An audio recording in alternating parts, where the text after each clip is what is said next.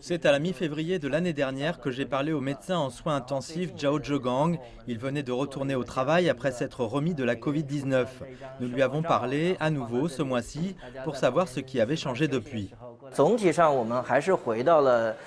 En termes de travail, nous sommes essentiellement revenus à la façon dont les choses se passaient avant l'épidémie, mais maintenant nous prêtons plus attention aux mesures de protection, en particulier dans la prévention et le contrôle des infections. Nous nous sentons évidemment mieux conscients de cela.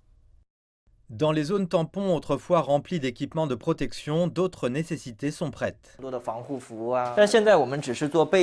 Ces fournitures, y compris des masques N95, sont réservées à certaines tâches à haut risque. Ce type de protection est devenu une exigence.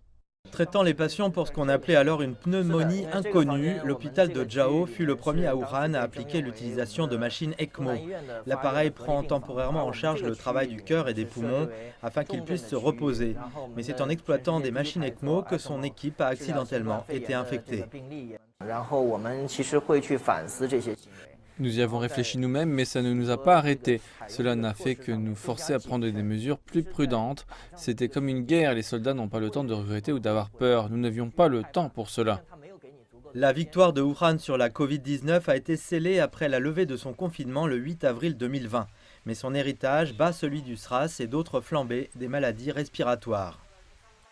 Je crois que la sensibilisation de Wuhan à la santé publique s'est grandement améliorée après cette crise, ce que je n'ai jamais vu auparavant. Nous allions souvent dans les collectivités pour enseigner les premiers soins, mais les gens ne nous prenaient pas au sérieux. Maintenant, ils sont avides de connaissances et de les mettre en pratique. Zhao dit que les résidents locaux peuvent avoir fait face à la pitié et aux préjugés, mais maintenant ils obtiennent des éloges et font même l'admiration, du moins dans le domaine de la santé publique.